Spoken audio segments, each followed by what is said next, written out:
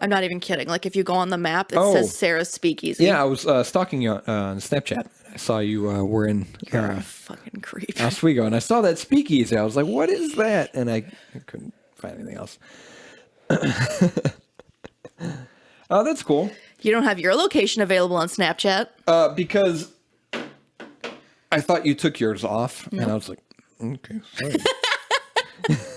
That face. So, okay, fine. I'll turn mine back on.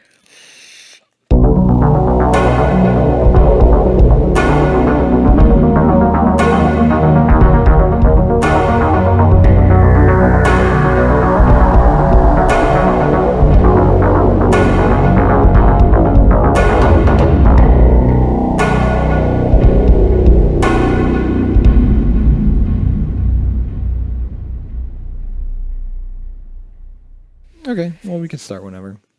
Oh, well, yeah, I was going to talk about... What is with you today? I don't know. Well, let's get into it. I feel like it's a different... What episode is this? 15? 15. Is it 15? Mm-hmm. Damn, okay. Well, welcome to episode 15 of Beer and Fear. My name is Paige. My name is Zach. The cool guy in the glasses. Oh, yeah. The fake glasses. Yes. This episode is Paige's pick. I picked the Kraken. Mm-hmm. Because you did that thing again where you go shopping for the beer. Yes, I went backwards. So I like it because it gives me ideas. I like it too. So I still haven't done it yet. There's a not Joliet Benny's down the street from my new apartment. Good. It's busy as hell all the time. Oh yeah, I imagine. It's ridiculous. It's the Plainfield one. Mm-hmm. It's technically the Plainfield Benny's. The one by the old that brewery? I don't know. Or like that, it's by a bank. Restaurant? Or is it by like a body shop? I don't think so. Maybe I'm thinking of the other one. It's straight down 59. I don't know. Anyways, there's probably multiple. So I went in there and I was just looking at all the craft beer and I was like, what can I do with this section? So I went around and I ambled. I found a couple options and there were some that I'm like, ooh, I want to do that for another episode because I saw like the title of the beer and I was like, but they were out of stock of it. So. We could probably use it get it for another episode. Exactly. So, how was your week? Did you write anything down? I didn't need to because I remember the two things that I want to talk about. Wow, I'm proud of you. Hold on, I'm sending. All I have eaten today is a cheese stick and the last of my pizza Pringles. No, why? I had a bowl of Captain Crunch. I think I'm addicted to this cereal. I'm addicted to Fruity Pebbles. Those are really good too. I wonder, what if you mixed the two? Would you die? Don't even joke about that. I bought them once because I hadn't had them in forever, and now I can't stop eating them. They're so good. Even when you cut your mouth on the sharp corners, who cares? It's like the most sugary... The pain is the reward. Flavorful, it's horrible for you, but it's really good. And I'm glad that as an adult, I can make those decisions and buy whatever kind of cereal Chelsea and I were talking about how... Because like we were watching a movie or something in this. Oh, we were watching Sailor Moon, and this character was. Steph really likes Sailor Moon. This character was eating an entire cake, and we just looked at each other and we were like, "She was like, I forget that as an adult, I could literally just go out and buy an entire cake. We can do that and just eat an entire cake." I was like, "We need to do that." It's pretty great. You forget the amount of freedom you have sometimes, just being able to eat whatever you want, whenever you want. Yeah, I remember the two things that I wanted to talk about. So yesterday I watched a movie with my parents, and I saw it on Netflix. It's a relatively new film. It came out in September. It's a Netflix original, and it has you've seen Breaking Bad, right? Yes. It has the guy. You remember? I've seen an episode of Breaking Bad. Oh, okay. Well, you probably wouldn't know, but it's got one of the actors from Breaking Bad in it. Not any of the main actors. But, oh, okay. I was going to say, is it like Jesse? No. I like that I remember Aaron his Paul. name. The movie, I don't know, where's the name of it? Oh, it's called I'm Thinking of Ending Things. And it's a psychological thriller about a... it's called I'm Thinking of Ending Things. Oh, yep. That sounds depressing. It sounds very depressing. Actually, the beginning of the movie opens up very, very depressing. But it's about a girl who goes on a trip with her boyfriend to meet his parents. That's the basic gist of the movie. but it's a psychological thriller. So it is by far the strangest film I have ever seen.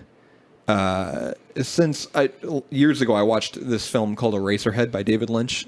I really like David Lynch. I think he's a brilliant actor. He's a weird kind of guy. He's very quirky. Makes a lot of weird music too. He's done some art and things like that, but he's also directed films. Blue Velvet. Okay. Yeah, he's great. Got some wild hair. He does have some wild hair. I'm kind of jealous. Mulholland Drive, Blue Velvet, Eraserhead, Lost Highway. Those are all David Lynch. Dune. Can't forget Dune. All very popular, renowned films. He did The Elephant Man. Yeah, Elephant Man was one of the first ones that he did. That was a weird one. Eraserhead's a weird, very strange film. What's it about? I've never seen it. I'll look it up. I don't know how to describe it, honestly. It's this guy. It's like not really a post-apocalyptic thing, but it takes place in another time, and he's like a factory worker or something, and he's same sort of deal. Oh my god, the baby comes out a lizard creature? Yeah, it's a weird deal with this baby. It's just Dude, their budget, $10,000. Yeah, it was very low. The entire movie is in black and white. It's a very strange film. I wonder what they made. And they made $7 million. Yeah, it's a cult classic now. But this film, I'm thinking of anything's on Netflix. It's really good. My parents weren't as akin to it. Not surprised. They thought it was a little, maybe perhaps too far-fetched. I want to see this lizard child. My dad likes weird, creepy movies like that. That oh kind of my make you god, think. it's so creepy. Look at it. Yeah, that baby's weird. A lot of interesting stuff about the special effects that they did, and the makeup and things like that they did to make it. But oh my god, why is his head on the ground?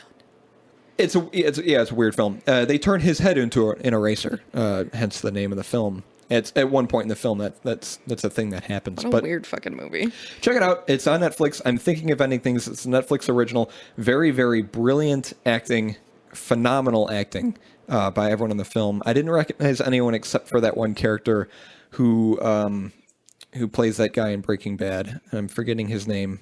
I'm gonna look it up. Todd Alquist. He plays Jesse Plemons. No. Jesse Plemons. He plays Todd Alquist. Actor's name is Jesse Plemons. He is in that movie. He did a really good job too. It's a strange film. Makes you think. It's great. I recommend it. Really got high ratings on Rotten Tomatoes too. So if you're about movie ratings and only watch stuff that got a good rating, then it got a good rating. Check it out. The other thing I want to talk about, I forgot about this band. It's called it's a duo, electronic duo called Tennyson. I used to listen to them a lot years ago, and I forgot about them. And then I just checked them out today for the first time in a long time. I listened to a lot of their new releases. They're still making music. I wish I could remember their names right now, but it's Tennyson. Like I think he was a poet or philosopher, Alfred Tennyson. Why is that familiar? But it's these two people. They make electronic music, and the last EP I remember listening to was called Like What in 2015, and they've since released 4 more EPs since then. They plan to play shows this year. They plan to go on tour in the Americas and Europe, and of course got postponed and canceled because of COVID. But they're still making music. They still sound great. I got a recommendation for you. Check out their EP released last year called Different Water. It's got 6 tracks on it. My favorite is the last track called Face the Night. Really, really cool band, artist, duo, collab, whatever. Love the music. That's my music rec for this week. That's all I got to talk about. Sorry, I'm saving this for my drive home. Good stuff. How about you? I don't have a lot to update on. I found out that Marky Mark has a history of racial-fueled assaults. Who is Marky Mark? Mark Wahlberg. I know that was a nickname. That was his name when he was a rapper. Marky Mark and the Funky Bunch. You're joking. No. Marky Mark and the Funky Bunch. Never heard of that You've before. never heard of Marky Mark and the Funky Bunch. I didn't know Mark Wahlberg was a rapper. He was also a model. Well, I could see that. But he was a rapper. Yeah. And Good Vibrations? He's Good Vibrations. The Beach Boys song? No. Hang on. I know the Beach Boys song, Good Vibrations. He's a racist? He had like a hit. I don't know if he's currently a racist. It's not like I can be like, Mark, how are you? Are you currently a racist? It's a former racist.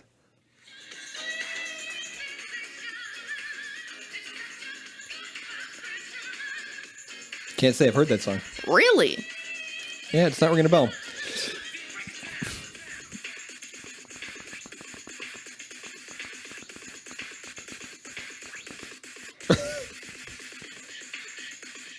Very repetitive. I just want to get to the part where he raps. Oh.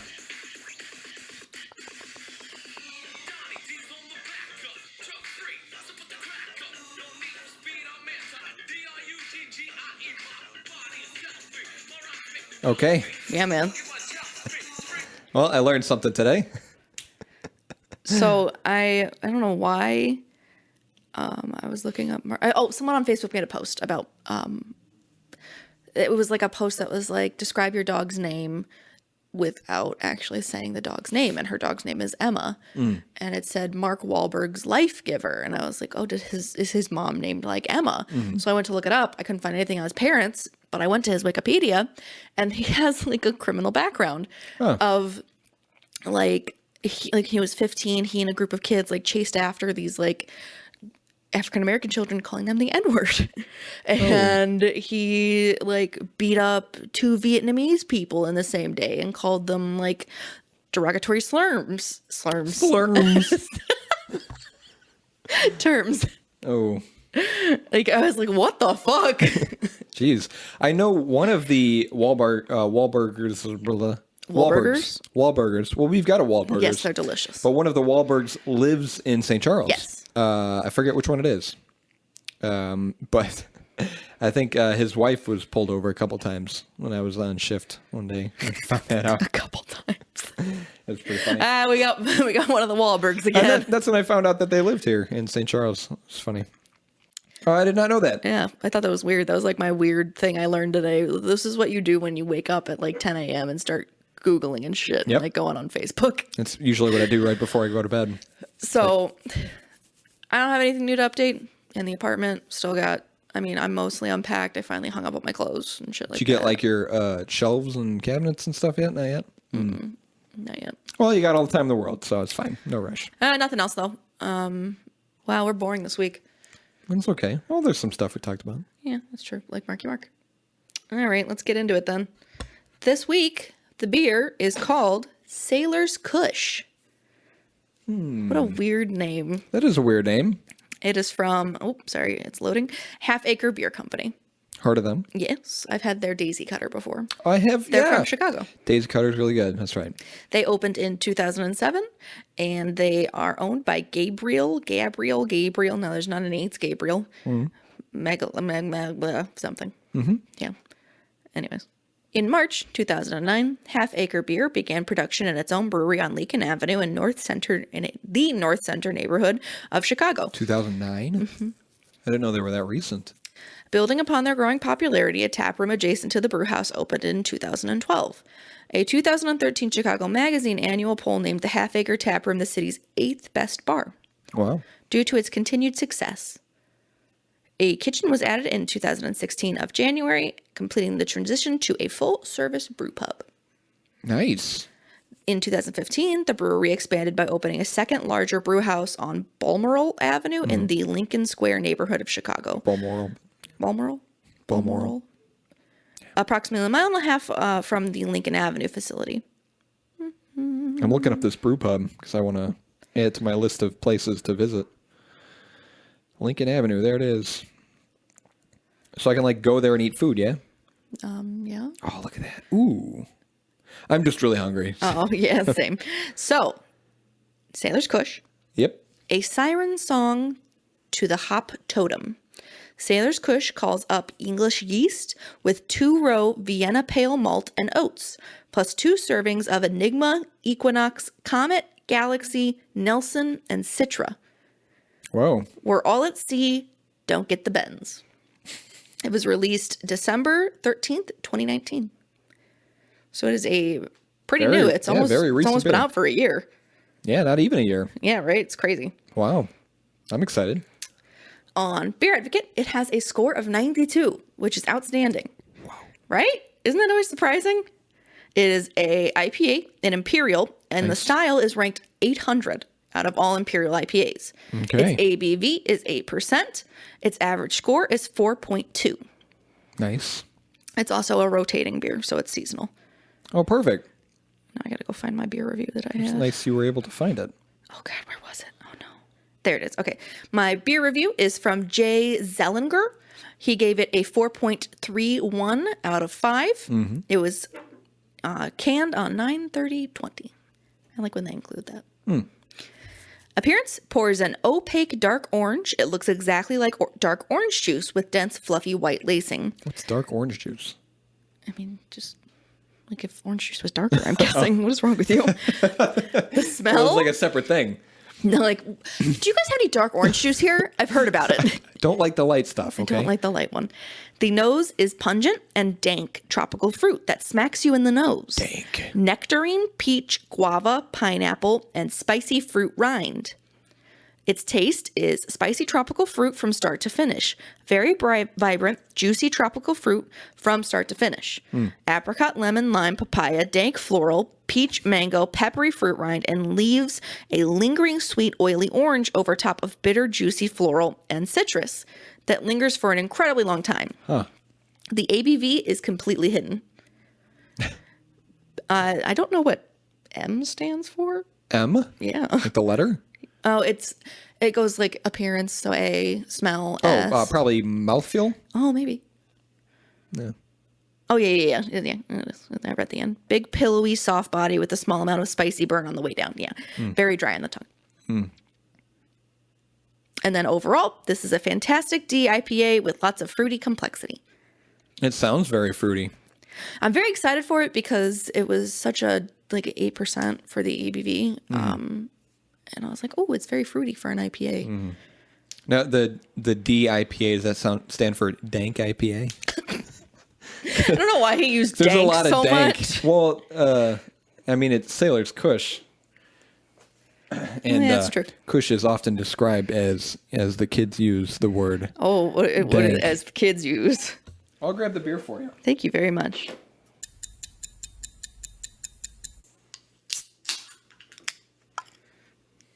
Big ass cans. That is strong. That does smell good. That smells spicy. I like the art. Isn't it cool?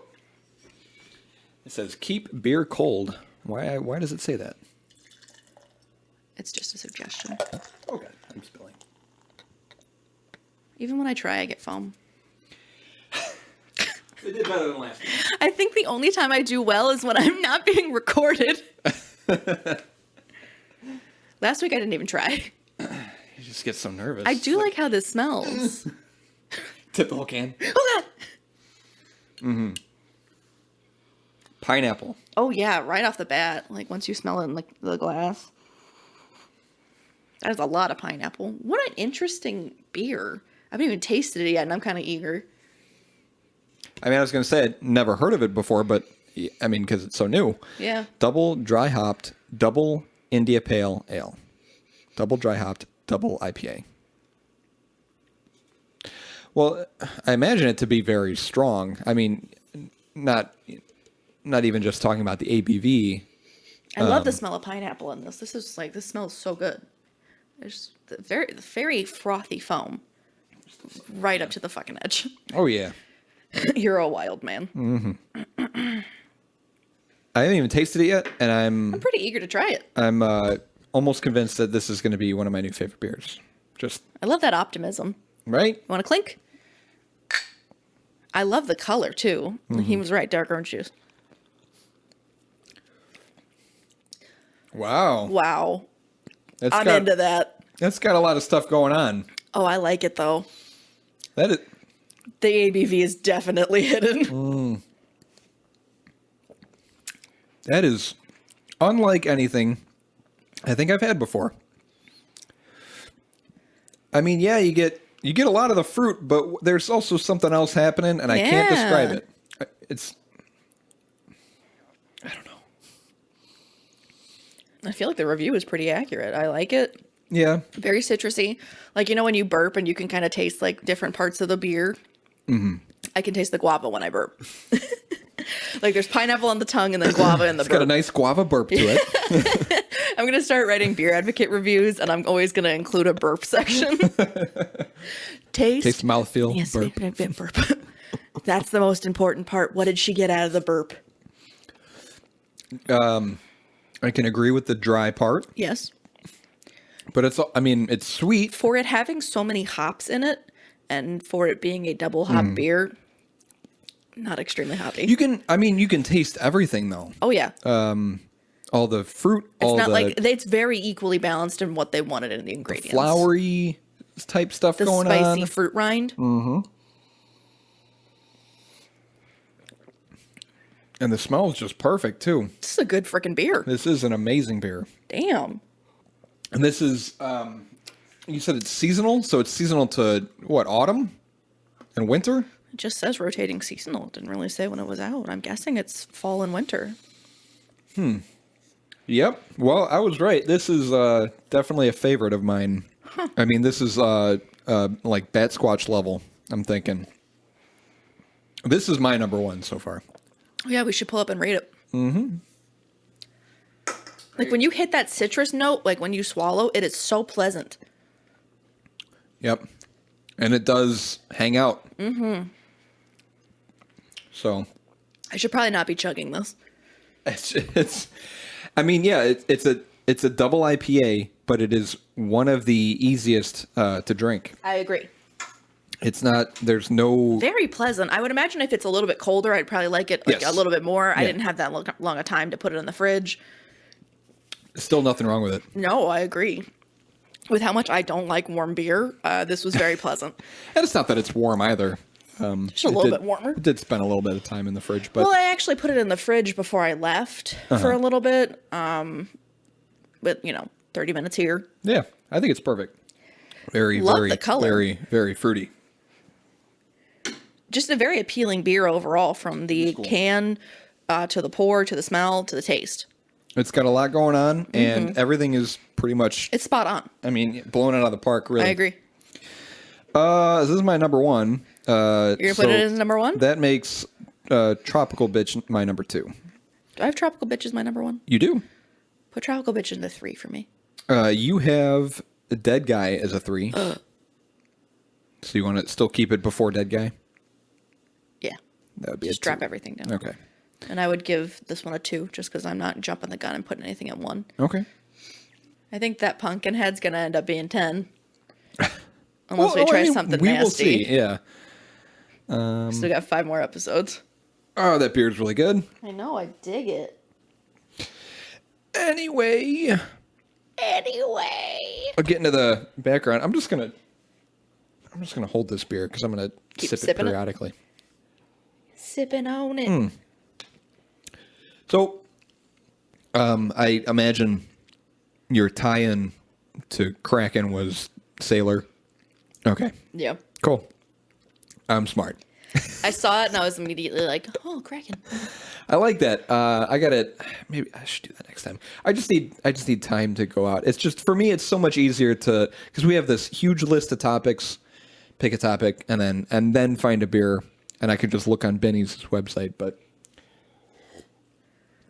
I'll figure it out. It's fine. Personally, I like doing it this way because I don't have to be let down when they don't have the beer I want. That's true. I worked so hard to find. That's true. I mean, well, I've never had, me personally, I've never had an issue with finding a beer on Benny's website and then not being able to get it. Constantly. I don't know why it's been difficult for you, but I mean, I've driven to, because some of the beers that we've had, they're not available anywhere near us. I've driven to like Algonquin. I've driven to Arlington Heights, Rolling Meadows. I've driven all over to different Bennies, and I kind of like it. I like driving. I like road trips. like mini road trips to get something special, you know? Anyway. Like the first road trip we went on together, the first and only road trip we went on together.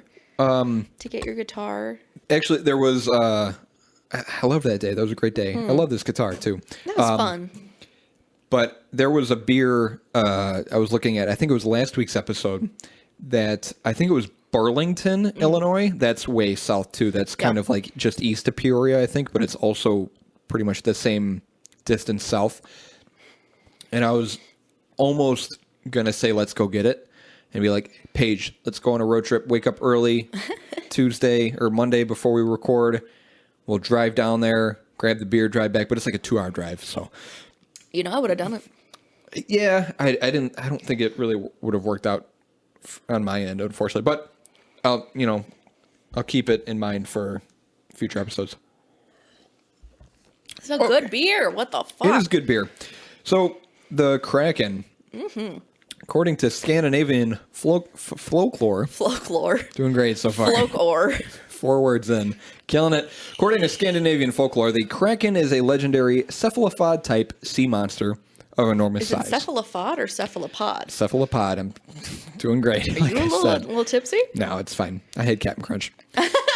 It dwells off the coasts of Norway and Greenland, harassing and tormenting passing sailors, according to the Norse sagas. The first reported mention of the Kraken was by an anonymous author of an old Norwegian natural history text circa 1250. Damn. Since then, many reports and sightings continued near and around the coasts of Norway, Sweden, Denmark, and Iceland, among others. Yeah. The Kraken, widely debated as fictional and the subject of myth, is still widely circulated throughout sailors' superstition and mythos. It is also present in popular culture in the form of film, literature, TV, and video games. I do remember it from Pirates of the Caribbean. It wasn't that, yep. And it was terrifying in that movie. It was all teeth. Even though it is a cryptid, I actually believe in the Kraken. You do? I do. I would like to. Well, I mean, I believe that it's based off of giant squids. I would like to believe in, like, the gigantic octopus or the Kraken or... Would you call it an octopus or a squid? Or maybe an amalgamation of the two? Probably. That would be the closest thing. I forget the difference between an octopus and a squid. Completely different bodies. Oh. Octopus has the rounded head area. Oh, yeah. Squid's got the aerodynamic looking one. Yep. I also think they have different number of legs. I think that's right too. But yeah, I would like to believe in the Kraken. I think it's a thing. I think it's cool just because, and we'll get into it, just because we still have so much to, I'm saying we like I'm a scientist, but the scientists and researchers have so much left to discover. Oh, of the ocean, just in general? Yeah, they do. Yeah, the ocean, and then especially deep sea. Oh, God, yeah. That's down there. It's difficult for that kind of research. So they're still discovering things. There's still life out there that we have not discovered that lives at the bottom of the ocean. I would like to believe in it. I know it's likely not true, but I like to believe in it. So the etymology of the word Kraken is taken from the modern Scandinavian languages originating from the Old Norse word kraki, Kraki. Weird. In both Norwegian and Swedish, krake, it's spelled Krake, but it's pronounced kroke, is a word designating an unhealthy animal or something twisted, similar to the English word crook. Google Translate actually translates kroke to weakling. So crook or a weak animal or something. In German, krake or kraken means octopus, but can also refer to the legendary creature as well. It is also an old Norwegian word for octopus and an old euphemism in Swedish for whales. Kroken was used when the original word for whale became too taboo, as it was believed to summon them when people said it, which I thought was strange. Just say that in the middle of your living room. If you say the word whale in Swedish, it will summon one. So people started saying Kraken. Since the 18th century, Kraken have been depicted in a variety of ways, typically as large octopus-like creatures, most resembling the giant squid. It's also sometimes depicted to have spikes on its suckers. In the earliest descriptions, the creatures were actually more crab-like, and this is the cue in my notes to show you photos. Yes, please. So I pulled these off Twitter. This is at Northsmith Tweets. At Northsmith Tweets. This was just a... Oh, please don't kick your beer over. I would have been so sad. Oh, boy. Just a collection of unrelated photos. Crab. Yeah, it looks pretty weird. Lobster monster. We'll talk about this one, too, where it kind of resembles like an island. Oh, I could see that. That's cool. I like that idea. And then this is like size. Sure. So like giant squid, colossal squid. Isn't it wild how gigantic the colossal squid is? It's insane. And then this one was just another sketch or drawing. Ooh, I like that one. What it looks like. Yeah, cool. Pretty neat. I don't like the ones where they have like arms. Oh, yeah. I like the ones when they mostly resemble fish. Right. So there's a photo we'll put up on the website.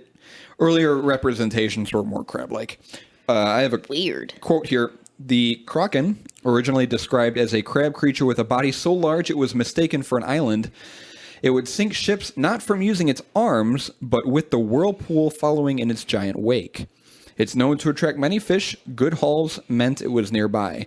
It's transformed over into an octopus or squid over the years, maybe due to inspiration from the giant or colossal squid, which we'll talk about. This version is said to have spikes on its arms instead of suckers, able to sink the biggest ships on the ocean.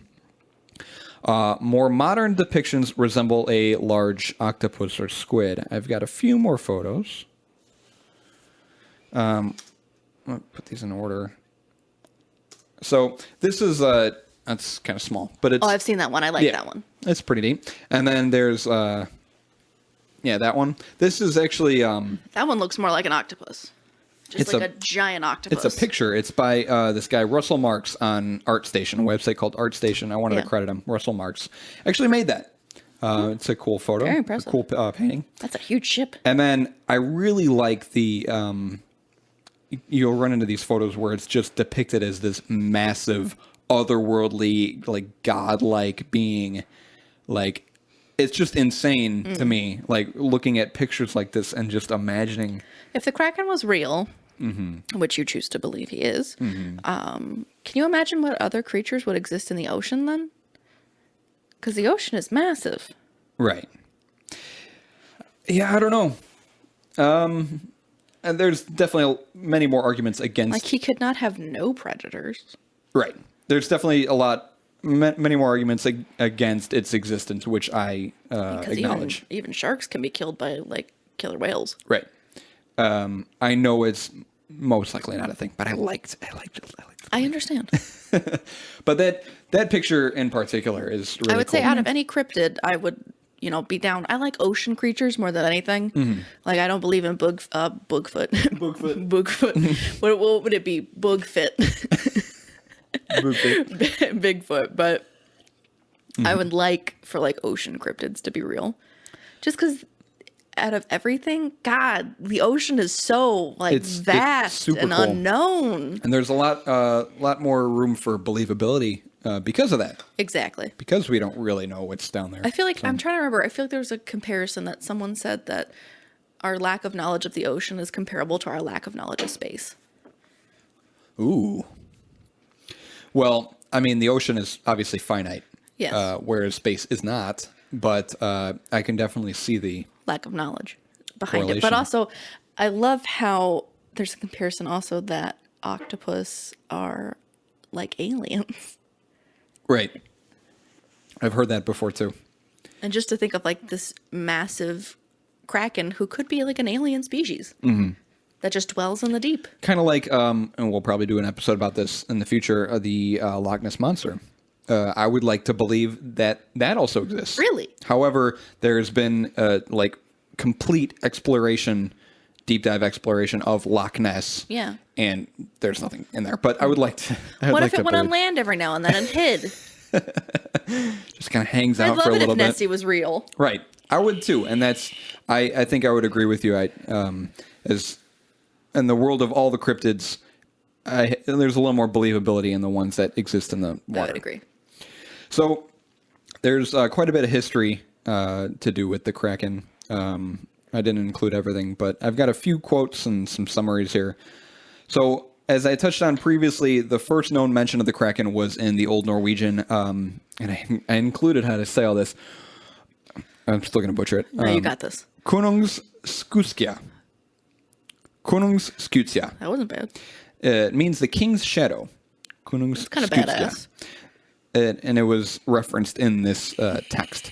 The author described in detail the physical characteristics and feeding behavior of these beasts. Quote, there is a fish that is still unmentioned, which it is scarcely advisable to speak about on account of its size, because it will seem to most people incredible. Sure. There are only very few who can speak upon it clearly, because it is seldom near land, nor appears where it may be seen by fishermen.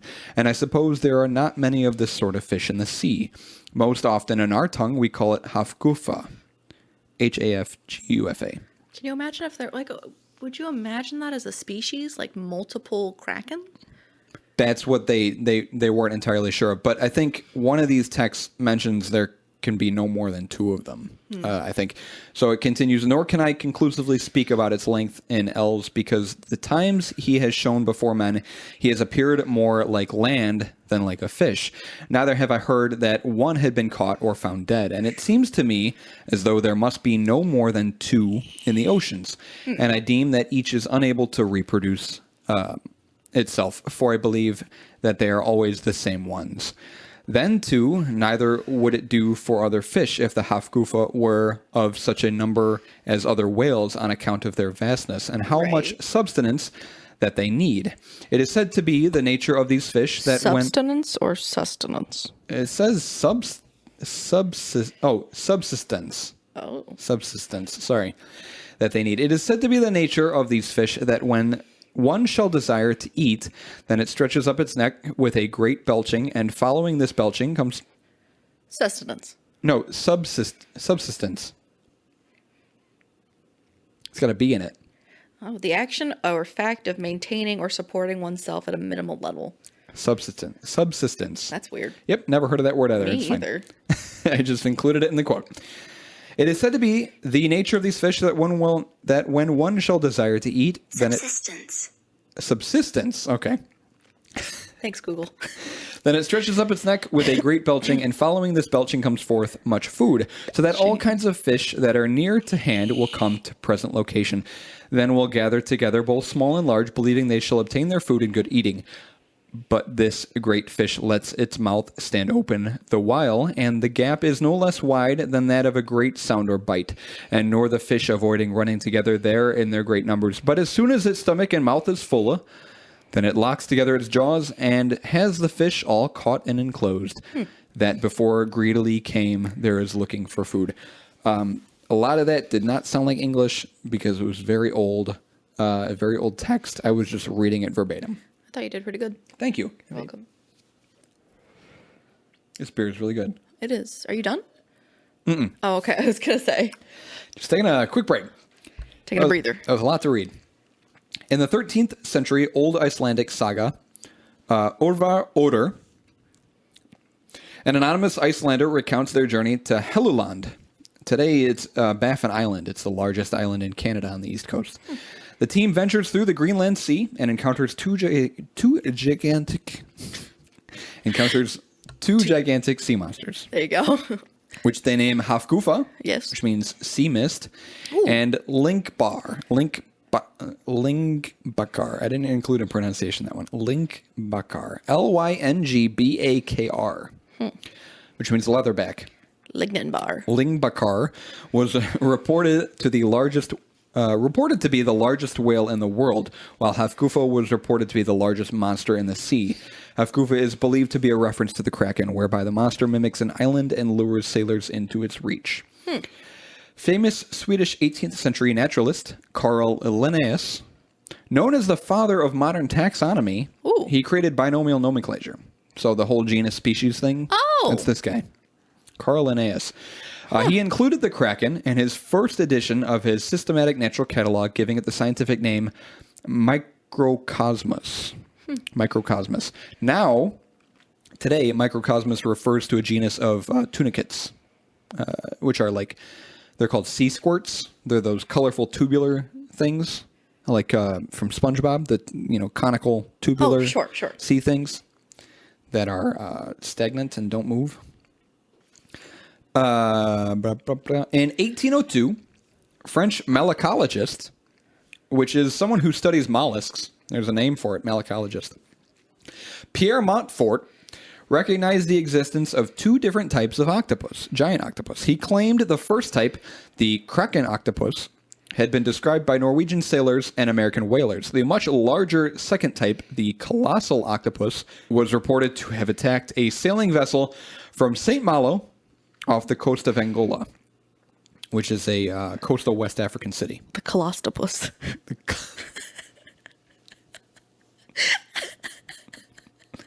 Yes, the Colostopuses. Oh, gosh. Montfort later dared more sensational claims. He proposed that 10 British warships, which had mysteriously disappeared one night in 1782, must have been attacked and sunk by giant octopuses. Yes, obviously. The British, however, knew, courtesy of a survivor from one of the ships, that the ships had been lost in a hurricane off the coast of Newfoundland in September 1782, resulting in a disgraceful revelation for Montfort. Embarrassing. Poor Montfort. Sorry, Montfort. As I touched upon, the Kraken appears in popular culture quite a bit, and this is also a section on Wikipedia, which is why I included it. Multiple characters have been named Kraken in DC and Marvel Comics. Apparently, really? And yeah, I didn't include those mentions, but you can look them up. Apparently, in the 1910s and 20s, the Kraken was often portrayed using stock footage of an octopus in a bathtub attacking a toy ship. Okay, now I have to look this up. It appears in both the 1981. Oh wait, hold on. No, that's separate. So I didn't include the. Let me see. I could probably find it here. I want to find the video of the octopus attacking a toy ship. Okay, so here's the bullet point that I essentially stole from. In silent films of 1910s and 20s, often portrayed using stock footage of octopus bathtub. This footage first appeared in Georges Méliès' 1906 film Under the Seas, and was recycled in many other films. So I looked this up. You can find it on YouTube if you search up his name, Georges Méliès, and then Under the Seas. I bet if you just search Under the Seas 1920 film. It's 10 minutes. It's a silent film. It's only 10 minutes long. I was trying to look through it. I didn't really see a Kraken. There was a giant fish-like creature that was like opening and closing its jaws, which maybe was an early representation of the Kraken. It didn't really look like a Kraken, so I didn't include that in my notes, but if you're so inclined to look it up. Continuing, it appears in both 1981 and 2010's Clash of the Titans.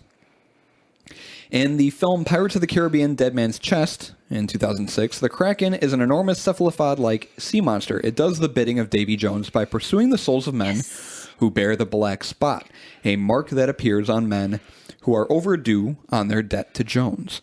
It appears in Pirates of the Caribbean at World's End, where it has been beached and killed. Was it in the end of that? I don't remember that. I haven't seen these movies in forever. At World's End. H.P. Lovecraft's novel, The Call of Cthulhu, written in 1926, has been inspired by Alfred Tennyson's, he's a poet, British poet, inspired by his sonnet. Both reference a huge aquatic creature sleeping for an eternity at the bottom of the ocean and destined to emerge from his slumber in an apocalyptic age. Kraken, plural, appears in a Artemis Fowl book. My sister loved Artemis Fowl when she was a kid. I never read it. I know it was very popular when I was in high school, possibly even middle school, but I never checked out any of the books, unfortunately. There's not a very good picture of it from the freaking movie. I mean, I bet if you look up octopus in bathtub attacking ship. I couldn't find it. Yeah, I didn't look too much into it, but I did look up the film, and I didn't really see it. But Kraken is a song by Leslie Fish based on Tennyson's sonnet, and I included that bullet point just because her last name is Fish, and I think it's funny. Kraken, fish, they both live in the water. Sheldon in The Big Bang Theory mentions Krakens in a few episodes. The Kraken makes an appearance in a Geico commercial. It does? It does.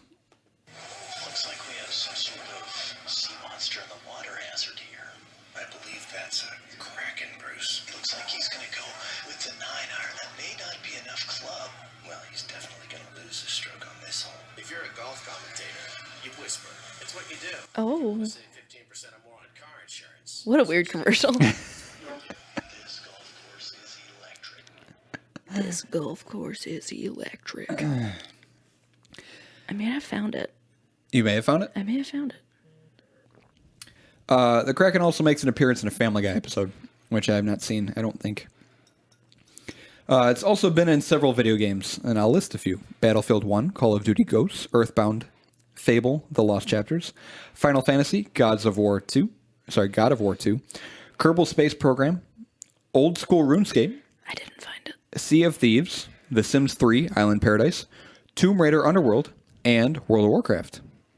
Where is it in World of Warcraft? I looked it up because I had never run into it before in my time of playing, but it's just south of Hrothgar's Landing, which is Northrend from Lich King. Hrothgar's Landing is like very top of the continent. There's a little island. Now we gotta go see it. We can visit it right now. We need to. I'll check it out. It's still. You ever get calls from these guys? All the time. I saved them into my phone so I know it was them. They call me nonstop. I'm getting a call from Heartland Blood Center. And I understand the importance of donating blood. But I do it on my own accord. You won't coerce me. Sorry. But they are just relentless with calling. And I'm type O positive, so they need my blood. Oh, you are? I am. O positive. Zach, can I borrow your blood? Oh, you just... Oh, we gotta watch something now. Yeah, it's in World of Warcraft. Huh. Okay, well, we'll definitely visit that As soon as we're done here. Yes, as soon as we are finished here. I'm almost finished with my start. Okay. My part too. So Cool. I just have an article to read and then we're done. Magic the Gathering features a Kraken on a card. Surprising. I really want to play that game again. I played it for a little bit. I want to get into D&D. I still have a deck. I have a friend who plays D&D. I want to get into D&D as well. I played DDO for a while. That was fun. That's the online game. Dungeons and Dragons, speak of, features the Kraken as an endgame boss. It's the name of a steel floorless roller coaster in SeaWorld Orlando. The Kraken rum is a 94 proof rum manufactured in the Caribbean. Definitely heard of that. I want to get a hold of this rum. I think I've had it before. It's pretty good. It's the name of a Razer headphone line, too. Never heard of that. I think the one I have might be a Kraken. Kraken Tournament Edition? I don't know. And it's also the name of an NHL expansion team. Huh. And then lastly, I'm going to talk about kind of where the fable or legend of the Kraken comes from. So there's three different things. There's the gigantic octopus, there's the giant squid, and then there's the colossal squid. So I'll start with the first one. The gigantic octopus is actually a broader term for cryptids depicted as sea monsters, including the Caribbean Lusca and the Ainu, which is an East Asian ethnic group indigenous to Japan, the Akuro Kamui. So there's multiple cryptid octopus type, cephalopod type sea monsters, not only the Kraken, there's a few others, and the gigantic octopus kind of just refers to all of them. The giant squid, which is, there's Latin here. You got this. Architeutis dux. Yep, that's it. Architeutis dux. I don't know if you knew this, but I speak Latin. I included pronunciations in there too. So I was going to plug it up. Sound it out. Architeutis dux. It's a deep ocean dwelling squid. They are a prime example of deep sea giganticism. Gigantism. Which is the tendency for species of invertebrates and other deep sea dwelling animals to be larger than their shallower water relatives. Proposed explanations for this type of gigantism include colder temperature, food scarcity, reduced predation pressure, and increased dissolved oxygen concentrations in the deep sea. Huh. So I guess the theory that animals that exist in the deep sea naturally just become larger and larger, which I think is super cool. Which is also another reason why I believe in the Kraken. The average size of the giant squid is 33 feet for males and 39 feet for females. That's fucking wild. Isn't it crazy huge. that females tend to be bigger in a lot of species of animals That and is less intriguing. colorful? That is intriguing. Doesn't that show you who the alpha species is? I mean, you're right, 100%. Some of the largest have been measured at 43 feet for males and 59 feet for females. I don't want to get fucked up with a squid, man. That That's is crazy. Outrageous. It is still unknown if multiple species of the giant squid exist. There may be as many as 8 or as few as 1. That is They're not sure. Very large. Yep. Yeah, wow. There may be 1, but there also could be 8. There also could be 8. They don't, I mean, people don't run into them very often, obviously. I mean, how would you? Just going for a walk in the deep sea, casual like. There exists a popular depiction of a giant squid locked in battle with a sperm whale. So I remember that. That photo, that picture, painting, whatever it is. Fun fact, the squid is actually the whale's prey and not an equal combatant. Yep. So sperm whales feed on these squids. Oh, yeah. And then lastly, the colossal squid, which is more Latin, Mesonicotiotes hamiltoni, is the largest squid species in terms of mass and largest known invertebrate, reaching at least 1,091 pounds, some over 1,300 to 1,500 pounds. Damn. The maximum total length has been estimated to be 33 to 46 feet. Look up how big a sperm whale is, because the blue whale is the largest whale out of all whales, and it's about like... The sperm whale? The blue whale. The blue whale, yes. Is the biggest whale. But look up how big the sperm whale is, because I want to compare it to a blue whale. Because the blue whale's mass is anywhere from 110,000 to 330,000 for an adult. And in the wild, they live for 80 to 90 years. Mm-hmm. Yeah, blue whales are insane. They're huge. They get to about 82 feet for a female, at least. There's a website you reminded me of. Let me see if I can find it. So here's a sperm whale, and there's the blue whale. They're huge, man. It's essentially twice the size. But don't sperm whale have teeth? I think they do. I think they have large teeth. Yeah, they have rows of teeth, which I think is what inspired Moby Dick. Oh yeah, look at that. I think oh no. Oh no. Okay, it sucks because it looks like the website is down. Oh. Or no longer a thing anymore. What is the website? It's from... it's like wdcs.co.uk. I don't know. It's some... I remember seeing it on... There was this website that had a bunch of random links and stuff like that. But there's this article that talks about it. Essentially what the website was, it was a flash thing, and it put the blue whale on your screen. Uh-huh. Basically as if you were looking at it in real life.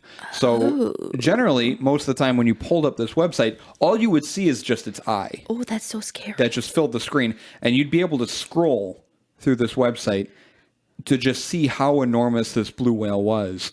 It's like being up and close with a blue whale on your computer. And essentially, I mean, the eye itself takes up most of the screen as soon as you load it.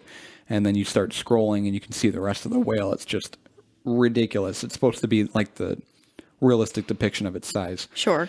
Yeah, they're insane. Blue whales are super cool. I love those animals because they're the biggest animals that exist. A lot to like about them. Where was I? Maximum total length of that colossal squid, 33 to 46 feet. The species was first discovered in the form of 2 arm crowns found in the stomach of a sperm whale in the winter of 1924 to 1925. In 1981, a Soviet-Russian trawler, actually I don't know what that is included, in the Ross Sea off the coast of Antarctica, caught a large squid with a total length of over 13 feet, which was later identified as an immature female. This is a significant discovery, for it would not be until 2003 that another full individual was discovered. In 2003, a complete specimen of a subadult female was found near the surface with a total length of 20 feet and a mantle length of 8 feet 2 inches. In 2005, the first full alive specimen was captured in a depth of 5,331 feet, while taking a toothfish from a long line off South Georgia Island. It's a toothfish. I think it's another type of fish, but I wanted to include... Really? Yeah, I mean, yes. But a lot of the times when sailors and fishermen encounter these colossal squids and giant squids, it's because they're fishing. And when they fish... Yeah, there you go. It's a big boy. When they fish and they catch a fish... a squid will sometimes go after that fish to feed on it, and that's when they encounter these. So that's probably what happened here. Although the mantle was not brought aboard, its length was estimated to be over 8 feet 2 inches, and the tentacles measured 7 feet 7 inches. The animal is thought to have weighed between 330 and 440 pounds. Wow, that's real. What the hell is that? What is that? Poorly photoshopped squid. Oh gosh, I can see it. The largest recorded specimen was a female captured February 2007 by a New Zealand fishing boat, also in the Ross Sea near Antarctica. The squid was close to dead when it was captured and subsequently was taken back to New Zealand for scientific study. The specimen was initially estimated to measure about 33 feet in total length and weigh about 992 pounds.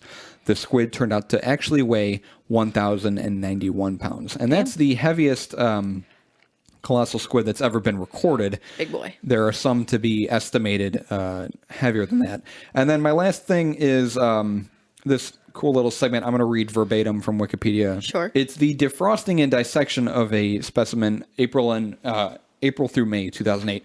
So thawing and dissection of the specimen took place at the Museum of New Zealand's Te Papa Tongarewa. Whoa. AUT biologist Steve O'Shea and a few others assisted in the process. Media reports suggested scientists at the museum were considering using a giant microwave to defrost the squid because thawing it at room temperature would take several days and would likely begin to decompose on the outside while the core remained frozen. However, they later opted for the more conventional approach of thawing the specimen in a bath of salt water. After thawing, it was found that the specimen was 495 kilograms with a mantle length of 2.5 meters. I think this is the one that I just described. And that is the largest known specimen. So it is currently on display at the Museum of New Zealand's Te Papa Tongarewa. They began displaying the specimen in an exhibition that opened on 13th of December 2008. However, the exhibition was closed in 2018 and slated to return in 2019. They didn't think they were going to bring it back. However, the exhibition is now open again for public viewing at Te Papa. Te Papa. So if you visit the Museum of New Zealand Te Papa, you can see the largest known observed colossal squid. And that's my segment. Okay. I was just waiting for some indication. Like, sorry, are you okay? That was a lot. But I actually got really into this. Again, some about deep sea dwelling cryptids that they're cool. They are cool. Pretty much anything in the sea is cool. So for centuries. Centuries. Maui. For centuries. Maui. For centuries. we gotta watch that. Oh my god, can we watch it? I'm pretty sure it's on Netflix. Mm-hmm. Good movie. For centuries, fishermen from Norway and Greenland have told tales of a terrifying sea monster, the Kraken. Supposedly, this vast creature has giant tentacles that can pluck you from your boat and drag you to the depths of the ocean.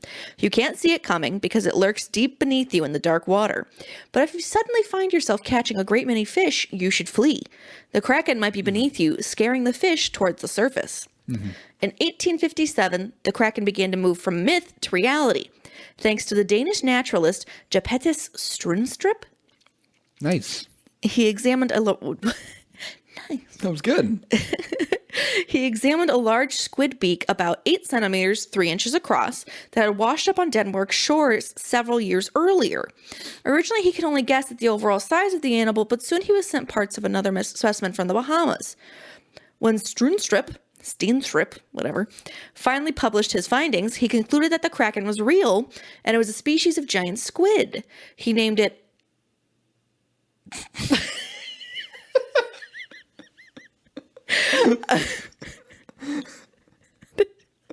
Did you like my face? Okay, brace for this. Archithuus ducks? I mentioned that one. Let me see it. I think it was Archithuus dux. What the fuck is that accent? Latin. I don't know. Meaning ruling squid in Latin. Only after Steenstrup had described the creature could scientists begin to unravel whether there was any truth to the old myths. Whether this huge squid really is dangerous. Was this huge squid really as dangerous as the legends had led to believe? Mm-hmm. Where did it come from? And what was it up to in the dark depths of the sea? What are you up to, Kraken? Oh, what are you doing? What do you do day to day? What's your grocery list like? The Kraken has held a grip on people's imaginations for hundreds of years. The Norwegian writer Erik Pontebou described one in detail in his 1755 book, The Natural History of Norway, which you went over. Mm-hmm. There's a quote from the book, "Sail too close and the Skyla would try to eat you." Skyla? Sure. Its grasping tentacles are only part of the problem. After this monster has been on the surface of the water a short time, it begins to slowly sink again. And then the danger is as great as before, because the motion of his sinking causes such a swell in the sea and such an eddy or whirlpool that it draws everything down with it. Different cultures had different names for similar sounding monsters. Greek mythology describes the Scylla, a six-headed sea goddess who ruled the rocks on one side of a narrow strait. Sail too close and she would try to eat you. In Homer's The Odyssey, Odysseus was forced to sail close to Scylla, to avoid an even worse monster. As a result, 6 of his men were lost to her, who swung them up onto her cliff and bolted them down raw. I didn't know it was mentioned in the Odyssey. Cool. Even science fiction writers have got in on the act. In 20,000 Leagues Under the Sea, Jules Verne describes a giant squid that is distinctly Kraken-like. It could entangle a ship of 5,000 tons and bury it into the abyss of the ocean. So does the real giant squid live up to its legendary counterparts? Since Steenstrup's initial discovery, about 21 more species of giant squid have been discovered. Really? None were from live animals, but rather from parts or occasionally whole specimens washed up on shore. The spear's hitting me. This is what you get for only eating a cheese stick and Pringles. It is strong, 8%. Even now, nobody is even sure how big giant squid can grow. For example, in 1933, a new species called A. clarke was described by Guy Colburn Robson. Oh, Guy. From a near intact specimen found on a beach in Yorkshire, England. It was referable to none of the species hitherto described. I've never had to use that word. Hitherto? I've never had to use hitherto in a sentence. But was so badly disintegrated that Robinson could not even determine its sex. Others have been described after they were found inside the bellies of sperm whales, which evidently ate them. They be eaten. Giant squid are thought to grow to a length of 13 or even 15 meters, including their tentacles. One estimate suggested that they could reach 18 meters, but that could be a serious overestimate, says John Ablett of the Natural History Museum in London. That's because squid tissue can act like rubber in the midday sun. So when a squid washes up and dries out, it can stretch out. It's telling that even now, nobody is even sure how big giant squid can grow. Whole specimens are hardly ever found due to the squid's elusive nature. They spend much of their time at depths of 400 to 1,000 meters. That may be partly an attempt to stay beyond the reach of hungry sperm whales, but it's a partial success at best. The whales are perfectly capable of diving to such depths. Right. And a giant squid is almost defenseless against them.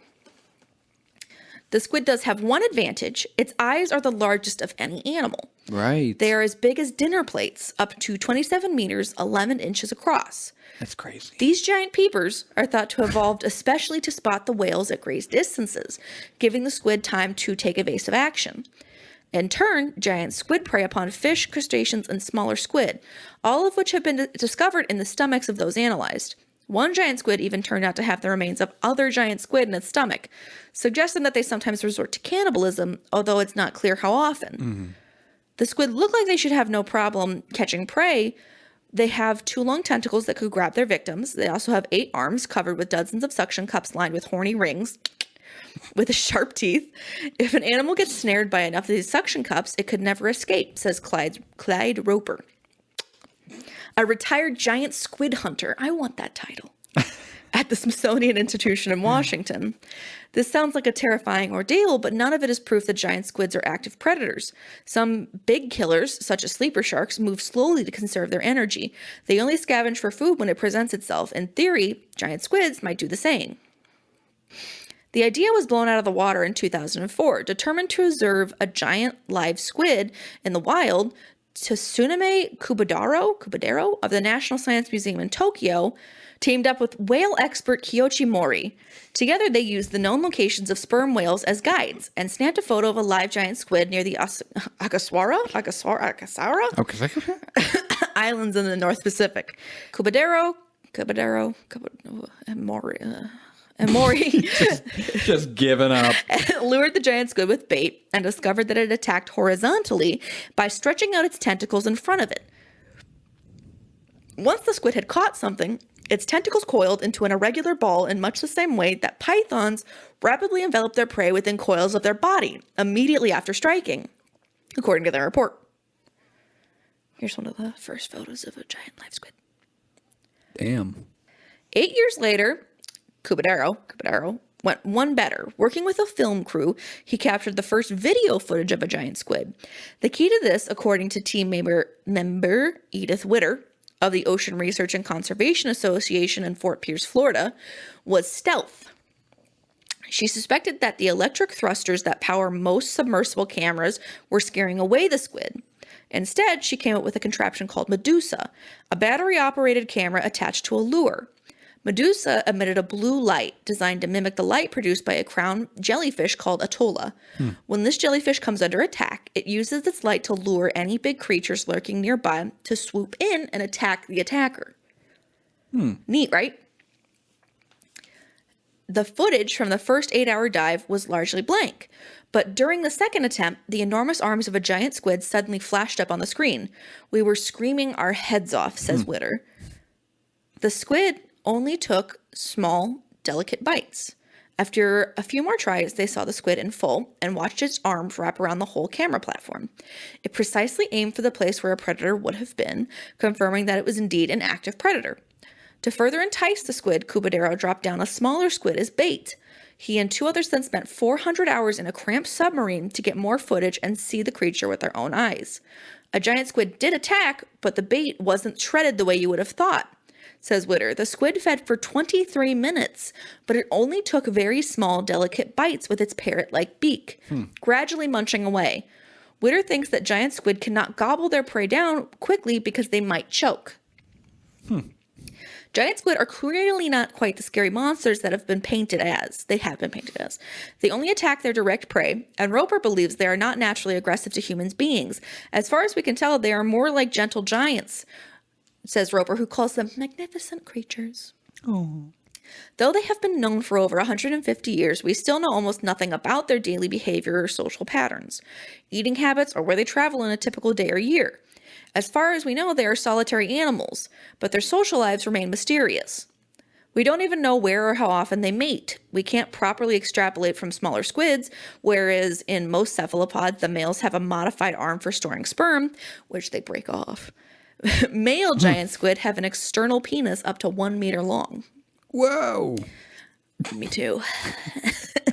In a bid to uncover their mysterious mating habits, 2 Australian researchers analyzed several female giant squid in 1997. Their findings suggest that giant squid mating is a violent scattergun business. Oh, gosh. They concluded that the male uses his muscular and elongated penis to inject packets of sperm called spermatophores directly into the arms of females, leaving shallow wounds. Later studies suggest that the spermatophores do this partly of their own accord, using enzymes to break through the female's skin. It's unknown how females access the sperm to fertilize their eggs. She might rip her skin open with her beak, or the skin covering it may break down and release the sperm. What is clear is that the giant squid are very successful at producing offspring. They seem to live in every ocean, apart from the polar regions, and their population must surely be large if they can satisfy the cravings of so many sperm whales. There are probably millions of them out there.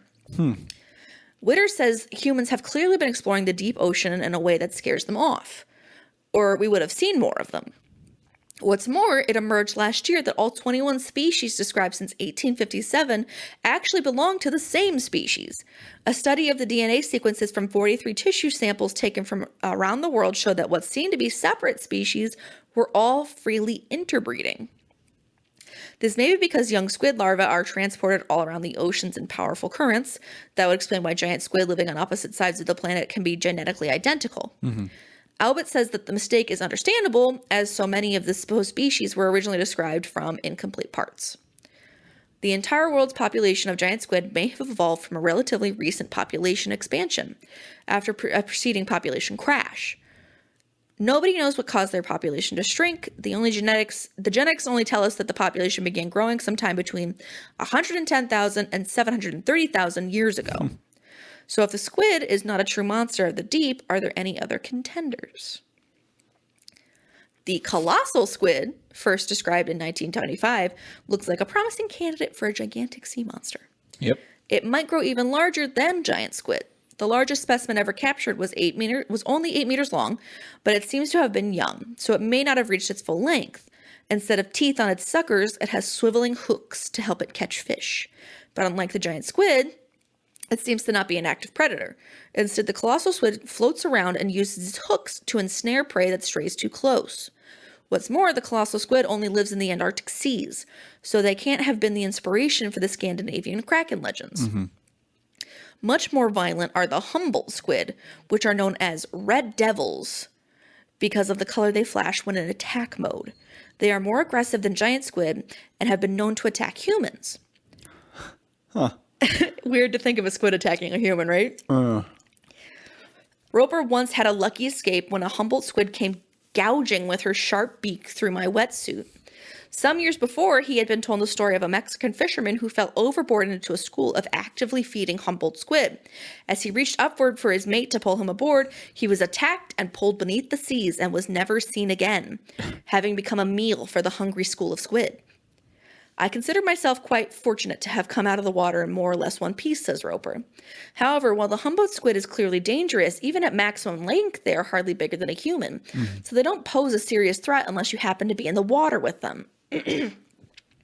They certainly couldn't drag fishermen from boats, as the Kraken legend claims. All in all, there's little evidence of a truly monstrous squid living in the ocean today, but there is reason to suspect that squid reached stupendous size in the distant past. According to Mark McMenamin of Mount Holyoke College in South Hadley, Massachusetts, during the early dinosaur era, there may have been whopping squids up to 30 meters long. These prehistoric krakens may have preyed on ichthyosauruses, giant marine reptiles that looked a bit like modern dolphins. McMenamin first presented this idea in 2011, which, have you ever looked up an ichthyosaurus?